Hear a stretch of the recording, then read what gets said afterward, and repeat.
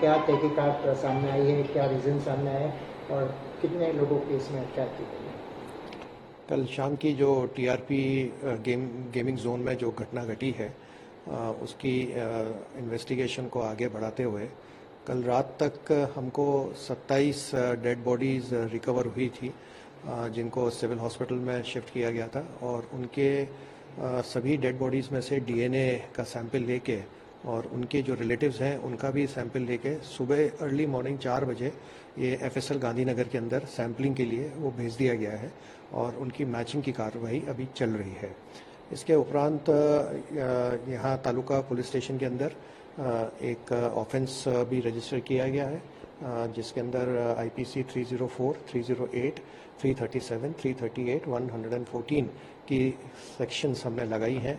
अभी एफआईआर में 6 नाम हैं और एक उनके जो मैनेजर है नितिन जैन, उसको हमने अरेस्ट किया। एक जो इनका मैनेजमेंट संभालता था युवराज हरि सिंह सोलंकी, उसको भी हमारे द्वारा अरेस्ट कर लिया गया है और बाकी के जो अक्यूज्ड हैं उनको पकड़ने के लिए स्पेशल टीम अभी कार्यरत है।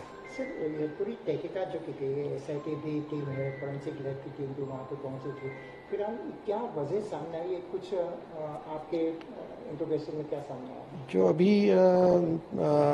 प्रथम दृष्टि से जो इन्वेस्टिगेशन किया गया और एफएसएल के अधिकारियों द्वारा, फायर ऑफिसर्स के द्वारा जो स्थल मुआयना करके जो उन्होंने हमको इन्फॉर्मेशन दी है, उससे ये लग रहा है कि वहाँ पे कुछ फैब्रिकेशन का काम चल रहा था और उस फैब्रिकेशन के काम में शायद कुछ जो वेल्डिंग के काम से आग वहाँ लगी है और वहाँ पे बहुत कुछ ऐसा इन्फ्लेमेबल मटेरियल था जिसने बहुत जल्दी वो आग कैप्चर हो गई और पूरे गेमिंग जोन में वो आग फैल गई। सर, एक बात सामने ये भी आई है कि वहाँ पे डीजल और पेट्रोल का भी जत्था पड़ा था, क्या नहीं, ये इसका भी कोई एविडेंस नहीं मिला कि वहाँ पे कुछ उन्होंने स्टोरेज करके रखा हुआ था।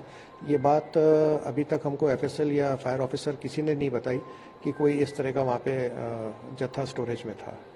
सर, कितने डेट सामने आए, क्योंकि बहुत सारे कंफ्यूजन भी है, 28, 35 और किस तरह? देखिए, अभी अब इस घटना को लगभग 24 घंटे होने को आ गए हैं।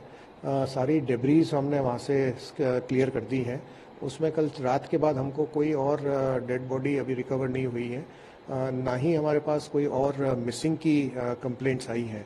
तो हमारा जो अनुमान है कि अभी जो 27 डेड बॉडीज़ हैं और एक जो कुछ अवशेष मिले हैं, तो लगभग 28 के आसपास हमारे को ये उम्मीद है कि डेथ टोल होनी चाहिए। कल गृह राज्य मंत्री ने भी कहा कि किसी को भी बख्शा नहीं जाएगा, चार्जशीट भी जल्दी फाइल की जाएगी, जल्दी उनकी इंक्वायरी की जाएगी।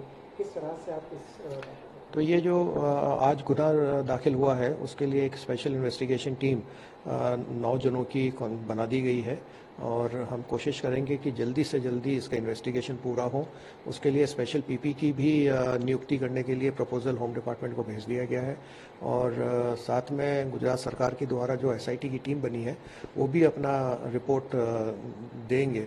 उसके बाद जो आगे की कार्रवाई है वो करेंगे। पूरा जो गेम जोन चल रहा था, कोई लीगल परमिशन के बारे में नहीं था या तो उनका एक इश्यू सामने आया है? उनके पास बुकिंग लाइसेंस उनको इशू किया गया था।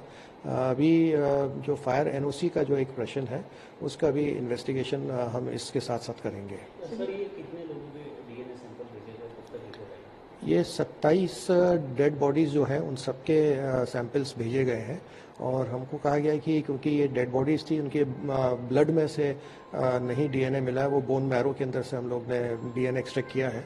तो लगभग 36 से 48 घंटे का उन्होंने टाइम हमको कहा है। सर, जो 2 लोगों की अभी कैद की गई है, उनका क्या कोई ट्रैक हिस्ट्री रहा या इसे? नहीं, ऐसी कोई उनका और कोई गुनाहित इतिहास नहीं मिला है हमको।